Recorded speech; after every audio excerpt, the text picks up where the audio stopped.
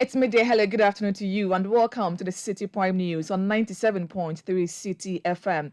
We are live from our studios at number 11, Dr. Martin Loop in Adabraka, Accra.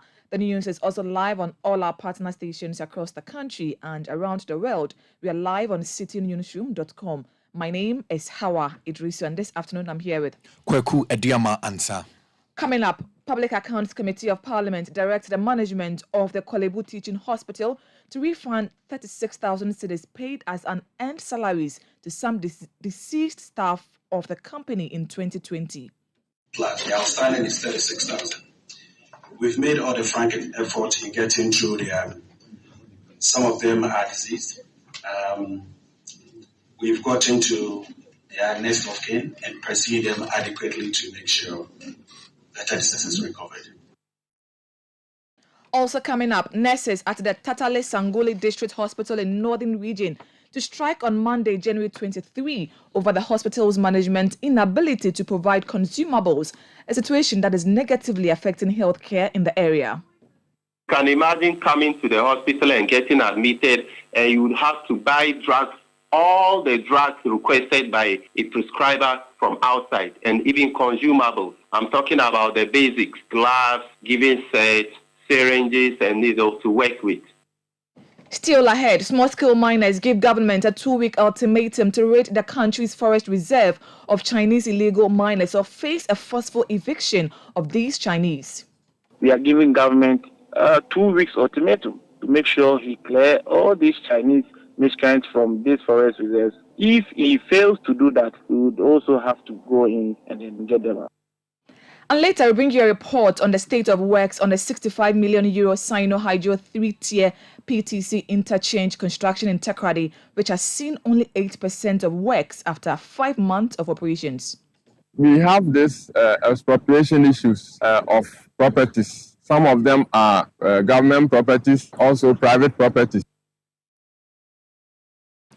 All that and more on Citi Prime News, which is also live on all our affiliates across the country. Western Region, we're live on Premier FM 100.5 in Takoradi, Beach FM 105.5, also in Takoradi. Bono Region, Greener FM 95.9 in Sunyain. Ashanti Region, Orange FM 107.9 in Kumasi.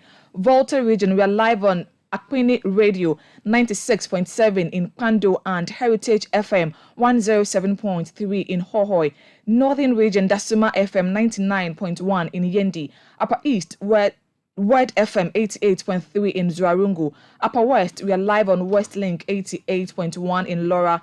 And Northeast Region, we are live on Eagle FM 94.1 in Wale.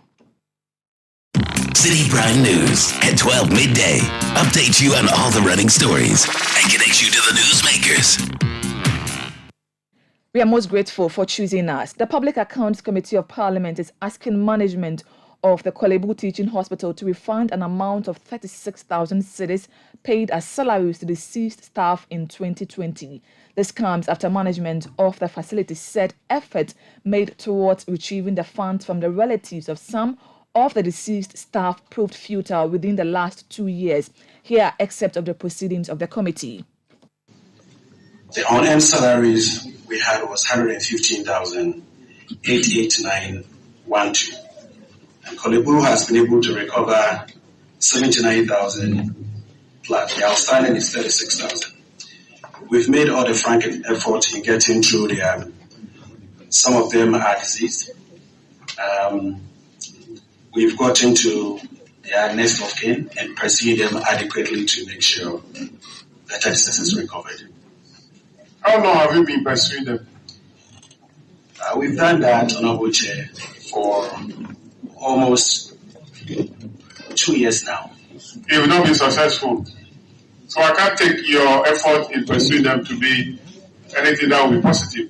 The only solution is management must refund this money.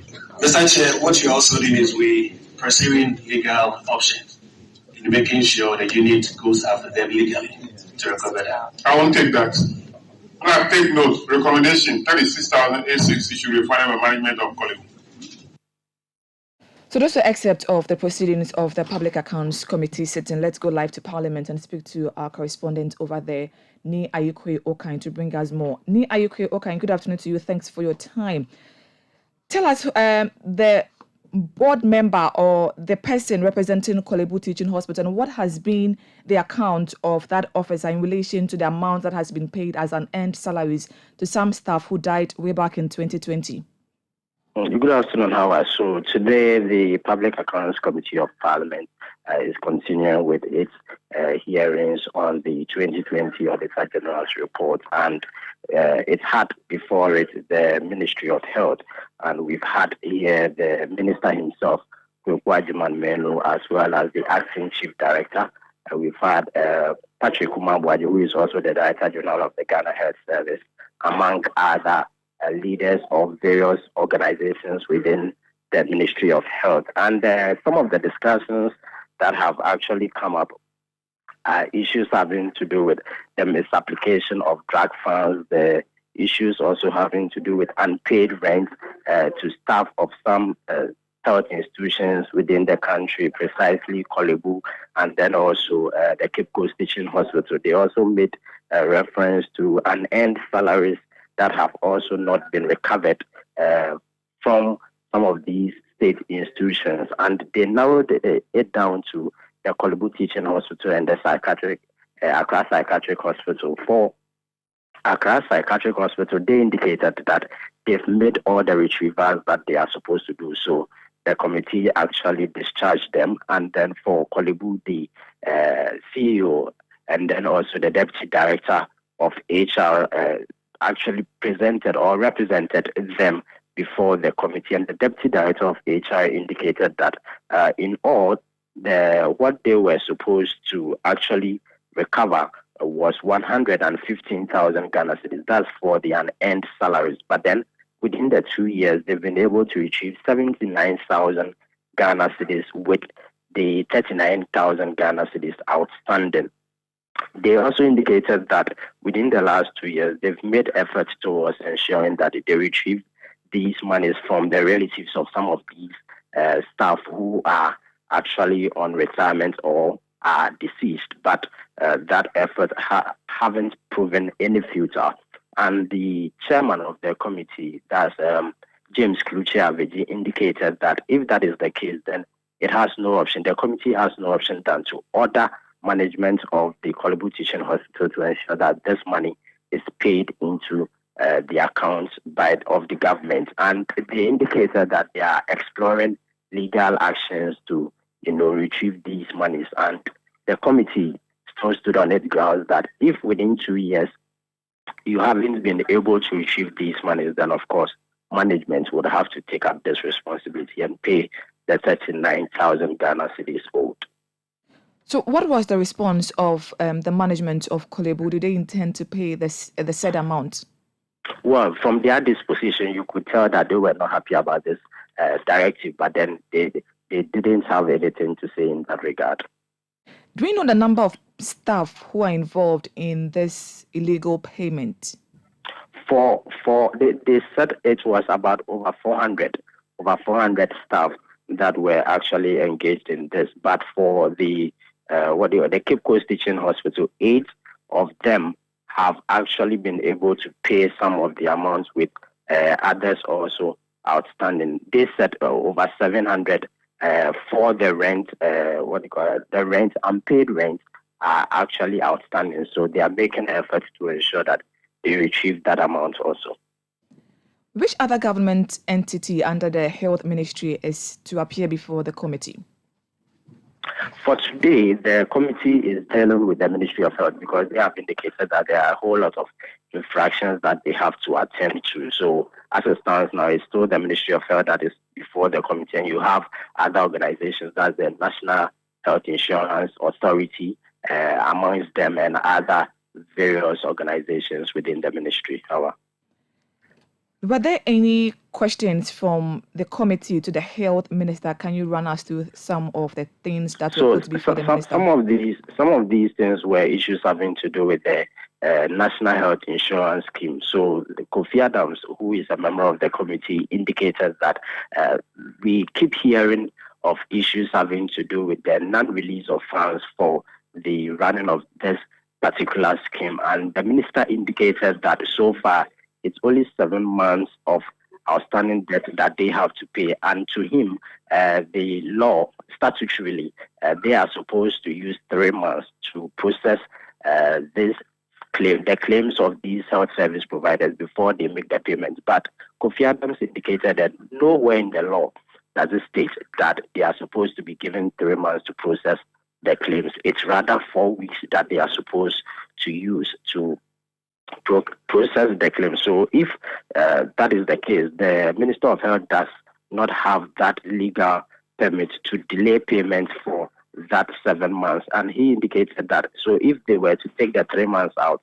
then of course they would have only 4 months of arrears to pay, and which the committee disagreed with. So they have indicated that they must put measures in place to ensure the timely release of funds to these the National Health Insurance Authority to be able to effectively run the National Health Insurance Scheme. So that has been it for the committee for today so far. Has the Ghana Health Service appeared already, and what were some of the concerns that came up? So the Ghana Health Service is currently on the panel with the Minister of Health, Kwakwa Menu. So you have Kwakwa Menu and then Patrick Kumar-Buaje together with their Director of Finance also there. And they had to deal with some of the issues that came out, that is reimbursements that have been done, and then as I indicated earlier, staff advances that have also not been recovered, unsupported payments of advances, and then the misapplication of drug funds. And also some of these issues, the Auditor General actually clarified that the funds have been retrieved. Grateful for your time. That was our parliamentary correspondent, Ni Ayukri Okai, bringing us up to speed on the sitting of the Public Accounts Committee of Parliament. We understand the management of the Korle Bu Teaching Hospital has been directed to refund an amount of 36,000 cedis paid as unearned salaries to some staff of the company who died as far back as 2020. Kweku has other stories. We still stay on matters bordering on health, and nurses at the Tatale Sanguli District Hospital in the northern region have threatened to withdraw their services next Monday if management does not urgently address issues of lack of basic resources needed for work. Now, the nurses at the facility, in a petition to the management, alleged that the hospital is in a very deplorable state, a situation that is negatively impacting healthcare delivery and their individual performances. The nurses say basic resources like gloves, syringes, drugs, and consumable are in short supply. Chairman of the Unit Heads Committee at the hospital, Mohammed Kamaldeen Abubakar, says patronage to the hospital is low as a result of the matter. Virtually, there is nothing in the hospital. And as we speak, the medical superintendent is currently at school. But there was a new, I think he just came and saw the facility and went to one or two. He went around the facilities and realized that nothing is there. So he just said, if things are not fixed, he's going back to prepare and come back. But until things are fixed, he wouldn't be able to come. Basic things are not there to work with. We needed to know when was the last time health insurance paid the hospital. So how is this affecting your operations at the hospital?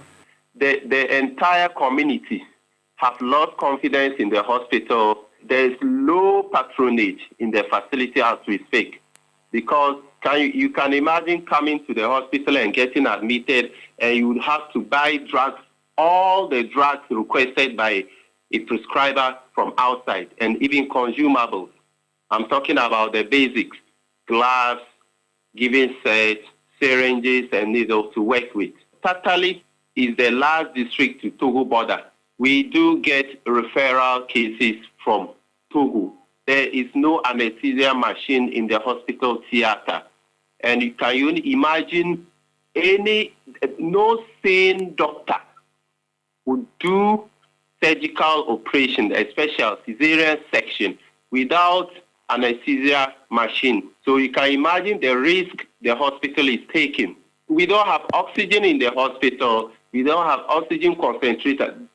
We don't have autoclave. Autoclave is broken down.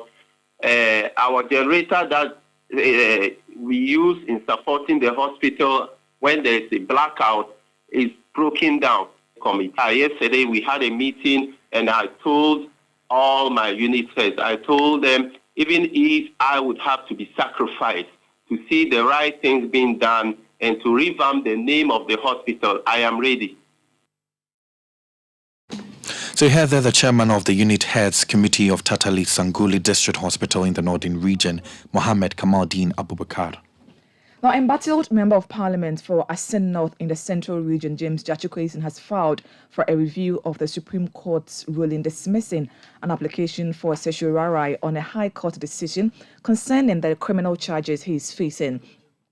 James Jachukwason, who is standing trial for counts of deceit of a public officer, forgery of a passport, knowingly making a false statutory declaration, perjury and false declaration since February 12, 2022, filed for exclusion of the witness statement of the prosecution's first witness, but that was dismissed by the High Court, and a subsequent application for certiorari to quash the decision of the High Court and prohibition of the judge presiding over the case at the High Court was dismissed by the Supreme Court. Let's go over to the court and speak to my colleague Hansen Ajuman. Good afternoon to you, Hansen. Thanks for your time. Tell us more. What happened in court today? So in court today, when the judges came to take their seats and the parties were announced, and this particular case, as we are aware, stems from the election issues related to James Jachukwason. So when the state following the election petition case about his dual citizenship, the state then filed this case at a case at the High Court, a criminal case against him, counts of deceiving a public official, also forgery and perjury relating to his dual citizenship status prior to the 2020 general election. So when in the High Court, we are aware that the lawyers of James Jachukwason had questioned the competence of prosecution's first witness and wanted the High Court to exclude the witness statement of prosecution's first witness, but this was dismissed by the High Court. Based on that, lawyers of James Jachukwason, led by Tachiti Kata, then came to the Supreme Court invoking the supervisory jurisdiction of the Supreme Court to essentially quash the decision of the High Court. The Supreme Court did not agree to the arguments of James Jachukwason. Based on that, then this review application now to review the decision of the Supreme Court. So based on the ruling of the Supreme Court, which was given in November 2022, parties involved in this, i.e. James Jachukwason and then the state, were supposed to get a written ruling of the judges by December 6, 2022. Now, based on the ruling, the parties involved, and here the aggrieved party being James Jachukwason, would then decide on what to do. But the ruling which was supposed to be made available to them on December 6th was not made available to them. They rather got it on January 16, 2022, which is some 2 days ago. However, regardless of they not having the ruling of the Supreme Court, lawyers of James Jachukwason went ahead to file this review application. So when the case was called today, the lawyers of James Jachukwason, led by Tachiti Kata, notified the court of the delay in receiving the ruling of the court, which he indicated essentially has affected additional processes that are supposed to be filed as far as the review application is concerned. Now, prosecution in this matter also noted that, and here being a respondent in the matter, the state also noted that they also got the ruling of the court on January 17. The court then admitted that there was an administrative error and therefore gave room for the parties to determine when they may be able to file their additional processes as a result of the delay. Lawyers for James Jachikweisen, led by Chachichi Kata, selected February 15 to file their processes, while the state selected February 16 to respond. So basically in court today, because of the delay, hearing for the review application couldn't start in earnest because the parties needed time to file relevant processes. So when next is a court sitting?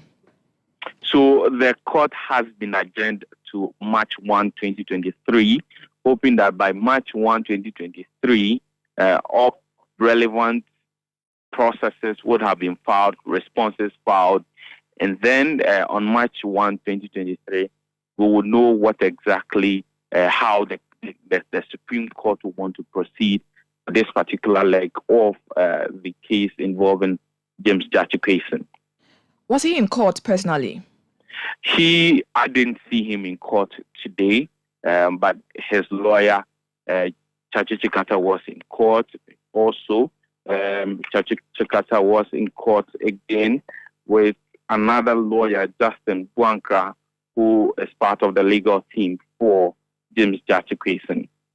Very well. You have been monitoring other cases of national interest in court. Run us through them briefly.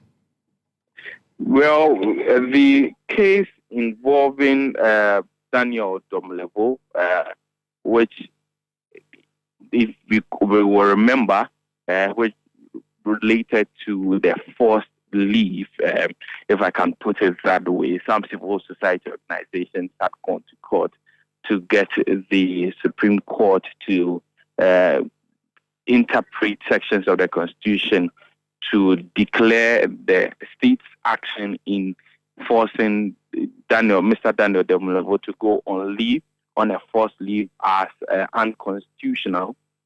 Judgment was supposed to be pronounced today. However, the judges, when they sat after the case was called, indicated that the court was not properly constituted because one of the judges were absent, and as a result, it has also been adjourned, and at the later date, the judgment on that particular case will be pronounced. Very well, grateful for your time. That was my colleague Hansen Ajuman bringing us details of happenings in some major courts here in Accra. Quick, will bring us the next story.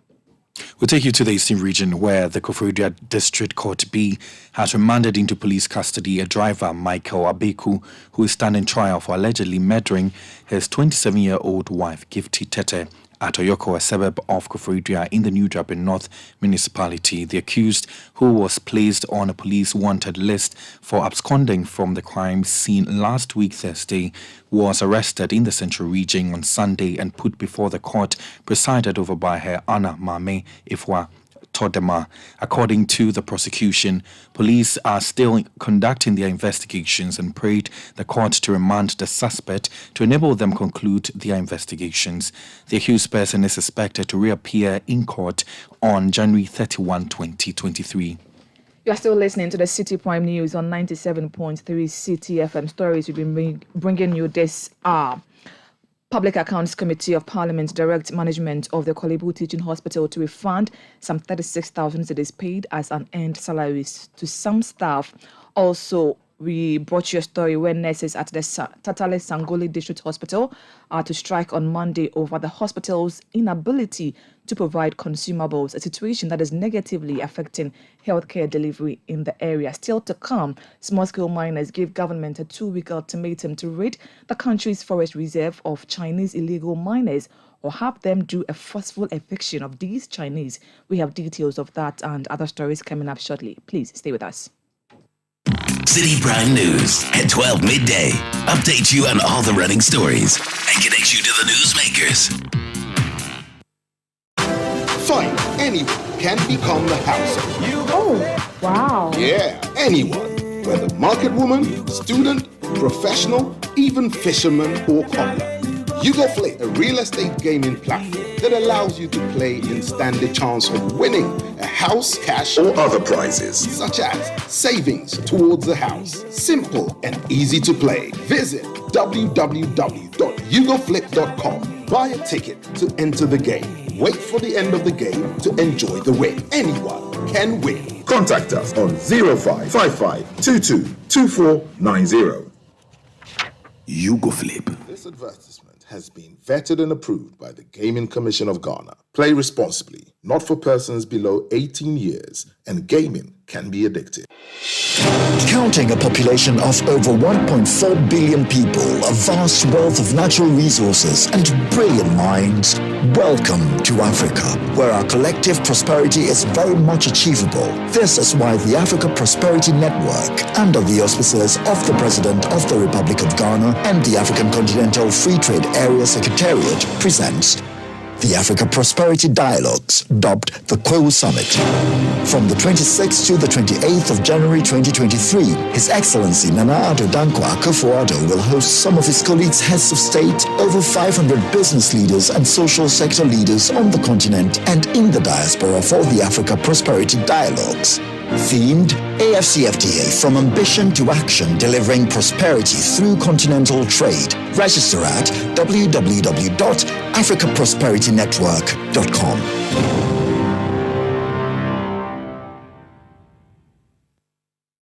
Ajwapa, what's all this condom business? Oh, I've told her over and over again that she won't get pregnant, and she's still insisting. Oh, isn't she the same person who said we would not have sex till we go out for at least 2 years? For all this time? Oh, and she still can't trust me enough? Ama, when I try to do something small, no, condom this, condom that. So handsome man like me, she probably thinks I have HIV. Using a condom will protect you and your partner. Condoms are effective for protection against a wide spectrum of STIs and HIV infection. Don't take risks. Use a condom every time. Always come prepared. This advert is brought to you by the Ghana AIDS Commission. Citi Prime News at 12 midday. Update you on all the running stories and connect you to the newsmakers.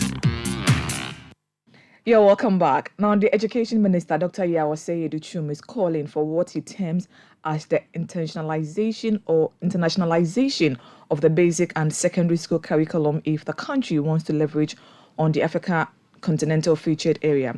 According to him, the current state of the curriculum does not adequately educate and equip students for the world of work on the international stage. Dr. Yawase Educhum, who was speaking at the New Year School on the topic Educational Sector's Preparedness for After, said his outfit will begin stakeholders' consultation to create a new curriculum. Unfortunately for us, we moved from a situation where we were too international to a situation where we were neither international or local. This afternoon, I was taking a look at the high school social studies curriculum. And if we look at the content, very small component of history find expression in it. And you're talking about even Ghana. We are not studying much of Ghana history, much less African history. The geographic component is so minimal.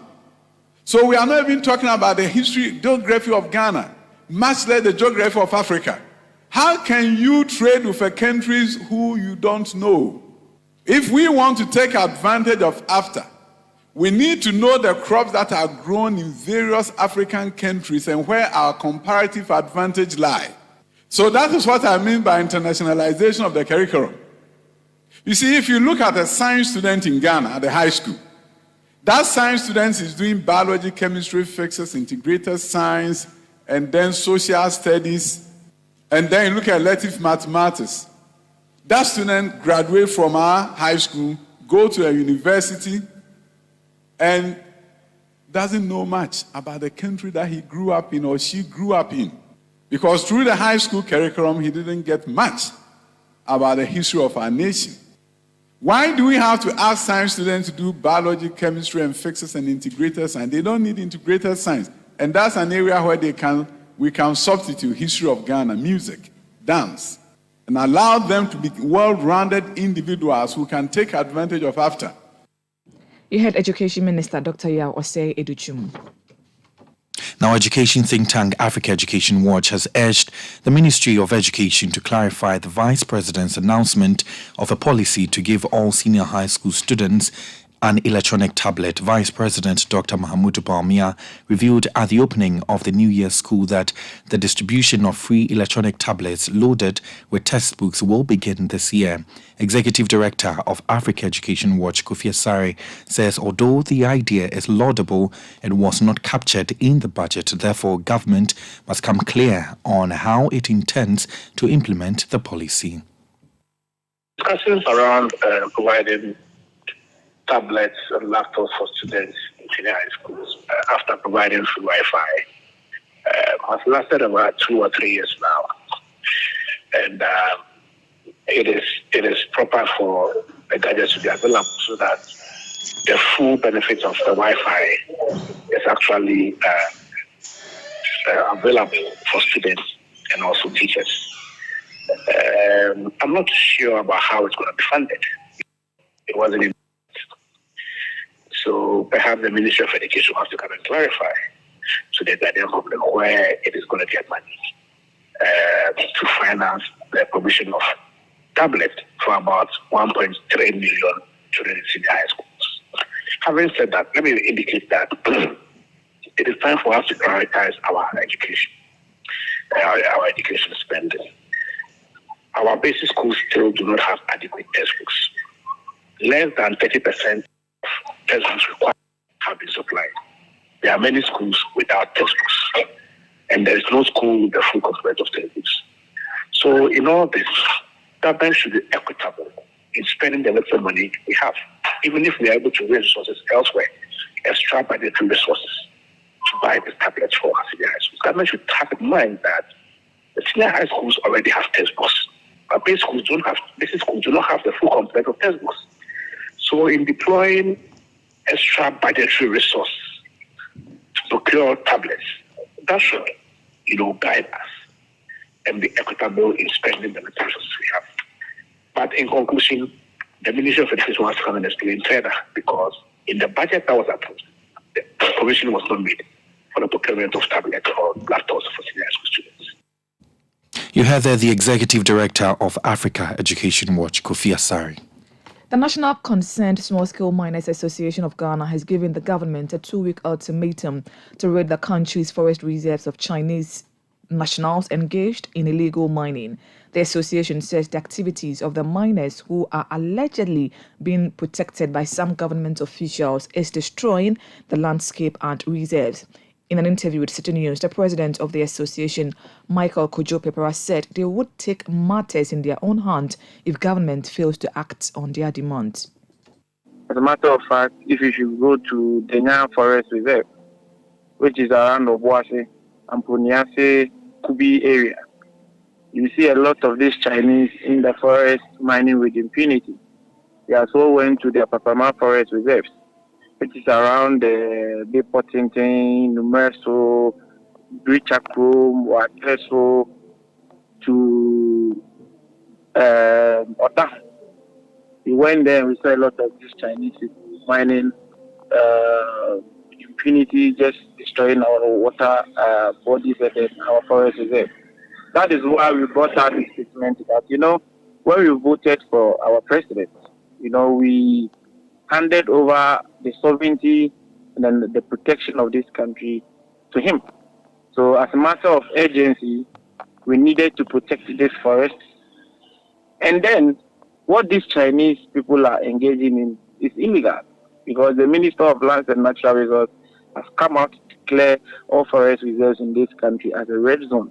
So why is it that these Chinese will be allowed to mine with impunity? That is how we are giving government 2 weeks ultimatum to make sure he clear all these Chinese miscreants from these forest reserves.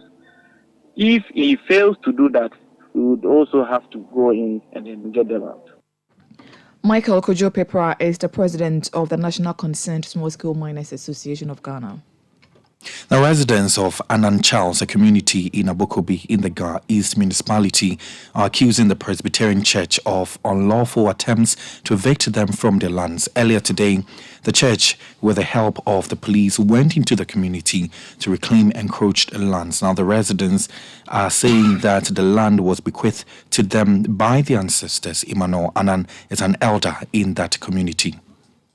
This case has been resolved since 30 years ago or so, and the demarcations are there to indicate where they indicate to Ananchas.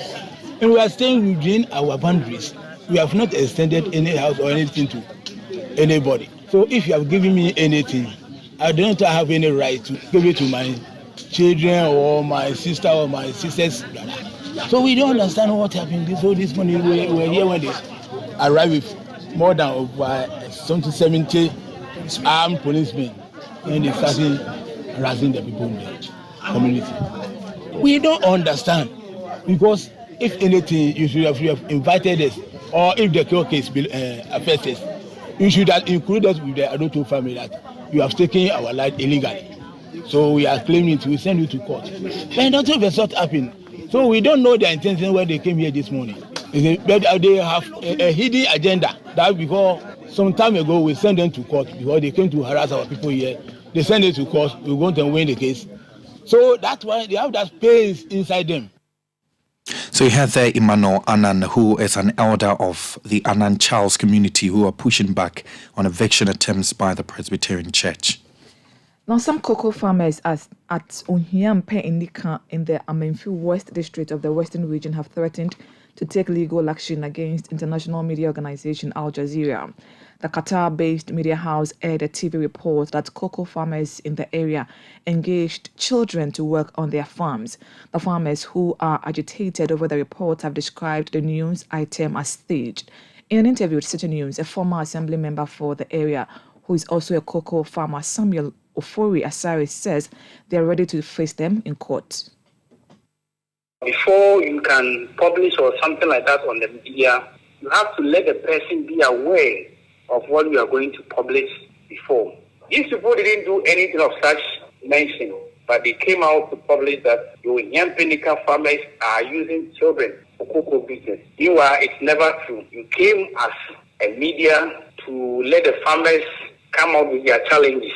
After all, you send some of the farmers to the farms so as to know the practice or how the cocoa farm is being practiced in the farm. Therefore, they ended up using their children. They staged the whole thing. So they told the children to pick the cocoa pods. When they picked the cocoa pods, they took a footage. So the footage that they took, they made it as if they are going to help them. Meanwhile, it was a different thing altogether. So my concern right now is we are ready, and I'm ready to take the matter to court.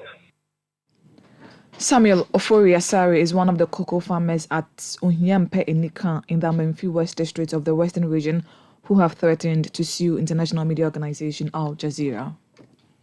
We'll take you to the Ashanti region now, where a fire at Ija has led to the destruction of 2 metal container shops and a makeshift structure.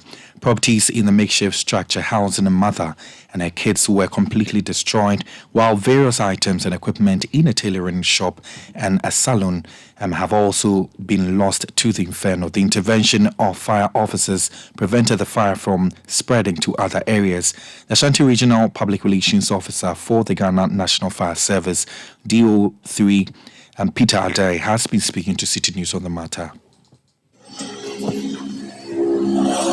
At 6:53 a.m. this morning, we had a distress call reporting a fire at Ija near the Chief's Palace. We quickly responded, and when we got to the scene, we realized that 2 metal containers and 1 wooden structure were on fire. So we put it out, but the fire affected the contents and the structure. Some few items were salvaged, which includes a fridge and some few other items. We didn't record any casualty. The estimated cost of damage is yet to be assessed.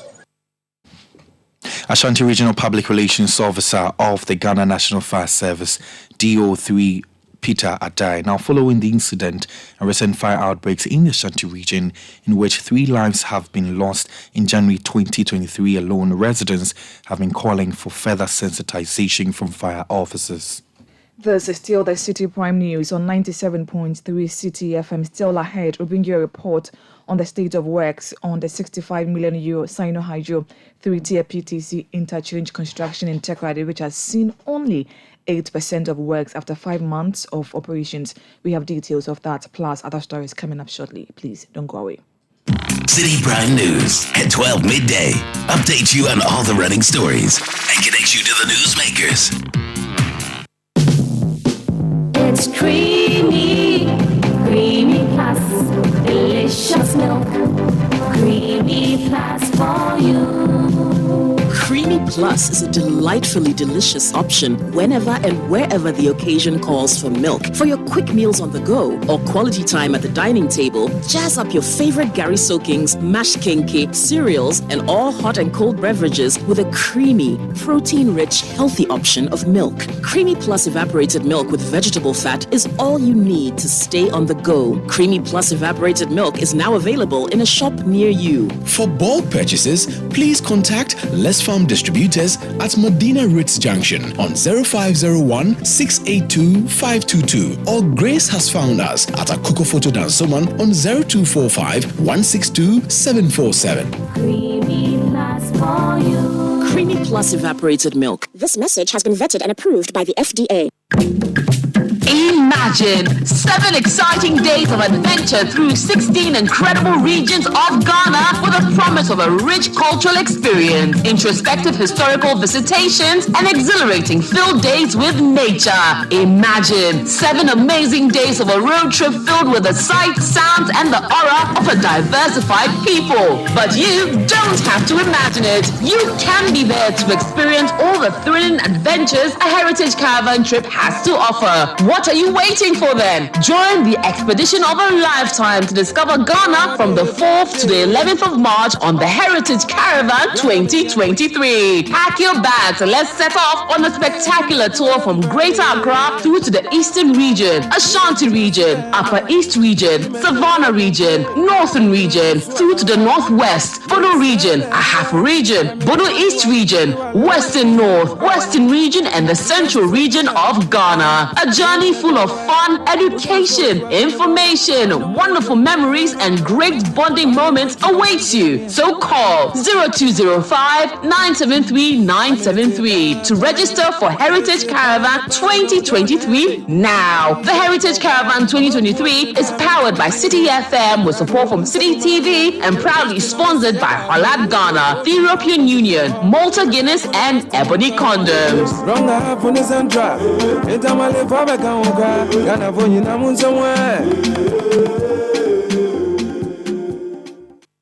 Citi Prime News at 12 midday. Update you on all the running stories and connects you to the newsmakers. You're welcome back. The contractor working on the expansion of the Tekrade to Secondary Road project wants a speedy removal of utility installations on the stretch to facilitate work to enable timely completion. The 65 million euro project, which is expected to be completed within 2 years, has seen only 8% of completed works after 5 months of operations. Citi News' Western Regional Correspondent Akwesi Eje Enim has more on the project as well as the Sino-Hydro's 3-tier PTC interchange construction in Tekrade. On the 15th of August 2022, expansion works began on some major roads within the Sekondi Tekrade metropolis, covering a total of 21 kilometers. The road expansion works, which is expected to be completed by 14th August 2024, is at an estimated cost of 65 million euros. Since physical works has for the past 5 months only started on the 8-kilometer Tekrade to Sekondi stretch, I asked the resident engineer the actual scope of work and what has been done so far. The total roads, in terms of scope, we have 6 roads, namely the Azim Road, and we have the Shippers Council Road, we have the Degrave Johnson Road, we have the Harbour Road, we have the Sekondi Road, and the Adiamra Road. So making the total of 6 roads. And the total kilometrage is 21 kilometers.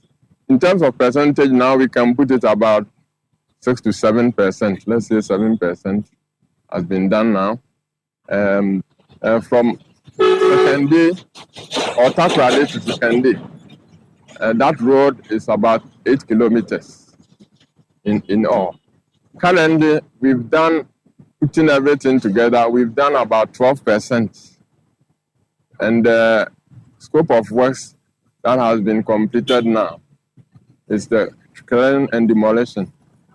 Clearing and demolition, and when we've also done some filling, rock filling, and then also placement of the textiles in the swampy areas. So in the swampy areas, we have to put the textile material fabrics there before we do the filling, so that any water that will build up will be soaked away. Then we've also done extension of culverts. So as you can see, the existing culverts have been extended in all cases, so to accommodate the expansion we are going to do in terms of the road. We're about 5 months into the 2-year construction project that we have here, that is between the Sekondi Road to Takoradi Road. Utility service providers like the electricity poles you see here is what contractors fear that it might delay this very project, and they are calling for their relocation as soon as possible to ensure that they meet the construction timeline of 2 years. I think what is our challenge is we're working in an urban area.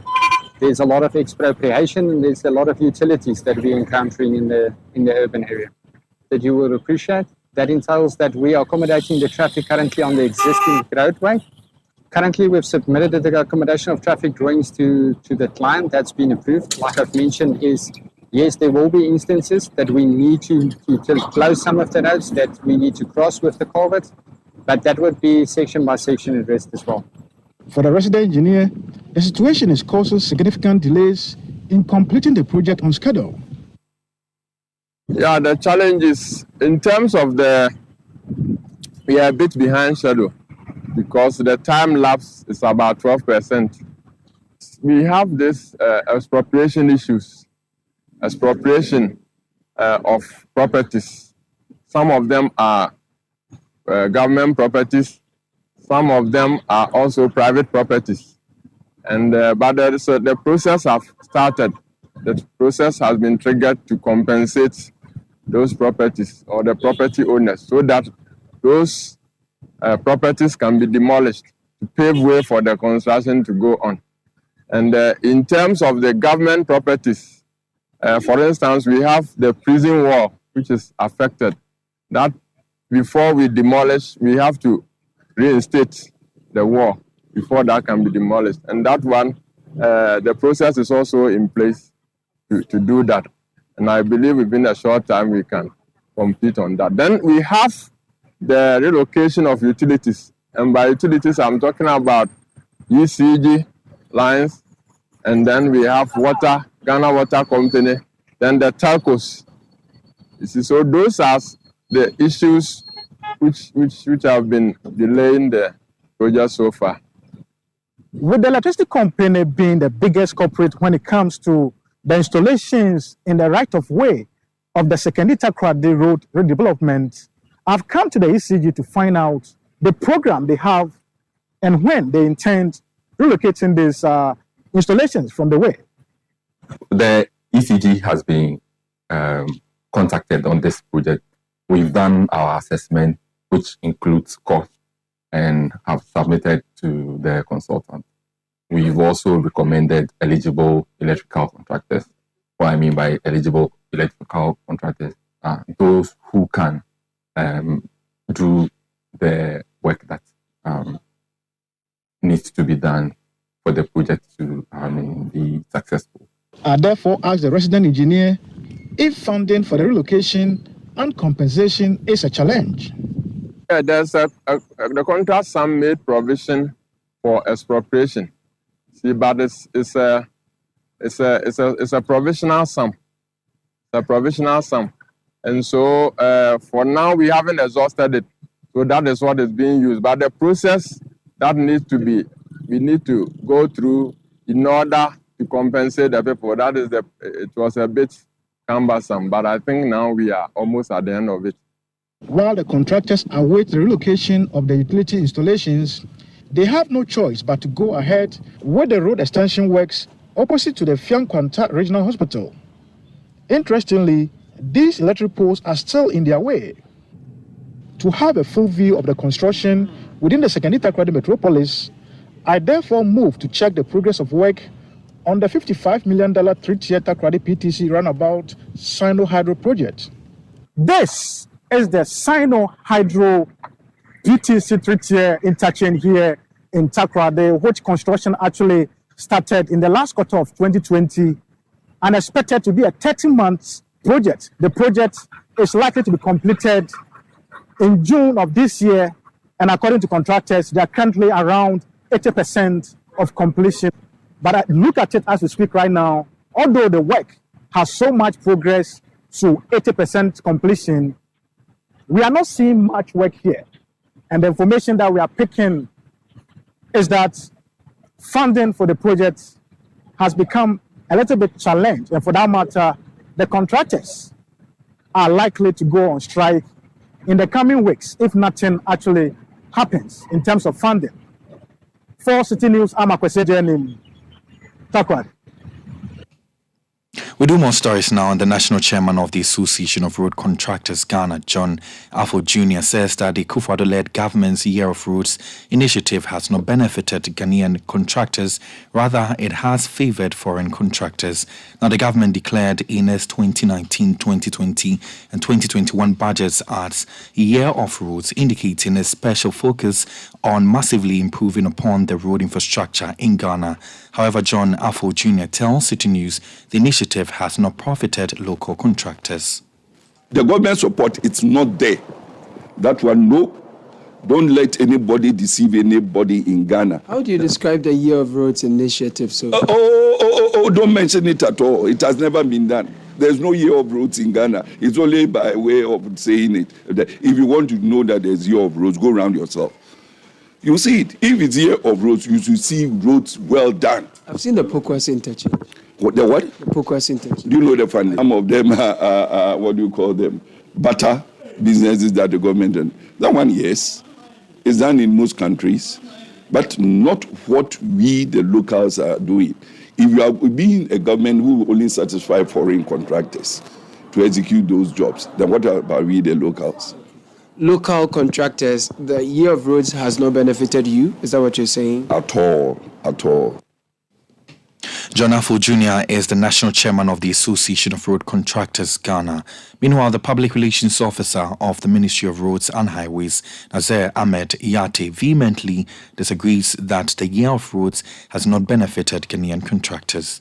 If we have grants from our donor partners, it comes with some conditionality, which will sometimes mean that their contractors take the lead. But even in those cases, the ministry ensures that the local content law exists. And so about 40% of such works is done by the local contractors. So if you go from Tema roundabout to the Aflao Road, it's been done by a foreign contractor. But First Sky is the local partner so that we can have technology transfer, we can build the capacity of our contractors so that they can have jobs. So you have the public relations officer for the Ministry of Roads and Highways, Nazir Ahmed Yate. The Association of Oil Marketing Companies says although it supports government's good for oil policy, it doubts the policy would lead to a reduction in the price of fuel at the various pumps. The government introduced a policy as part of effort to mitigate the depreciation of the cedi and has already received the first consignment of 40,000 metric tons of fuel. Speaking to Citi News on the sidelines of the swearing-in and inauguration of newly elected board of governors for the association, its chief executive, Kweku Ajumanjia, said the goal for oil policy will lead to some market stability by addressing the fluctuations caused by the demand for forex. Well, anytime somebody brings an idea, it's good to look at it. Look at it very well. And it's something that we are going to do it for the first time. So we don't throw the good idea away. You only guide it, look at it, then as you move on, you critique to make it better. The government has said that this policy could likely see some drop in the price of fuel. Do you buy into that idea? I can't see that. For me, what I can see is more of a stability in pricing. The reduction, where market price of fuel is the same. If somebody goes down as a discount, and you remember, some people, that's their forte. That's where they make their money. But in terms of stability, I think we can have that, because it's like you dealing with a particular trader. Consistency will be there. You had the Chief Executive of the Association of Oil Marketing Companies, Kweku Ajumandia. Now, the Executive Director of the Africa Center for Retirement Research, Abdallah Masoud, has reiterated calls for the government to exclude pensioners from the domestic debt exchange program. According to him, the proposed terms with regard to the reduced coupon rates and extended maturity periods, and that the program will affect the retirement benefit level of workers and possibly introduce inefficient benefit administration practices. Abdallah Masoud made the call at a press conference in Accra. The IMF framework encourages clean, transparent, and thorough engagement with debtors and all stakeholders in the process. At the African Center for Retirement Research, we are projecting that if the government does not genuinely exclude, and that is the word, if the government does not genuinely exclude pension funds from the debt exchange program, the adverse socioeconomic impact on the retiring workers will be immediate. Social Security might not be able to serve its main purpose of alleviating old age poverty, because the spillover effect will be massive and the healing process will take longer. In addition, the level of damage of the pension system as a result may require a possible pension reform along the way to fix the disruption. To secure the efficiency of the pension system in Ghana, as well as forestall the undesirable early post-retirement mortality among the pensioner population, worker unions, civil society organizations, etc., are encouraged to be open-eyed no matter what they are told. If the Finance Ministry tells you that I have exempted pension funds from the debt exchange program, that does not mean we have to go and sleep. We have to be open-eyed to really ensure that the debt exchange program is not affecting the investment income of workers upon retirement. So you have there the Executive Director of the Africa Center for Retirement Research, Abdallah Masoud. Meanwhile, the Ghana Individual Bondholders Forum is set to meet with the Finance Minister.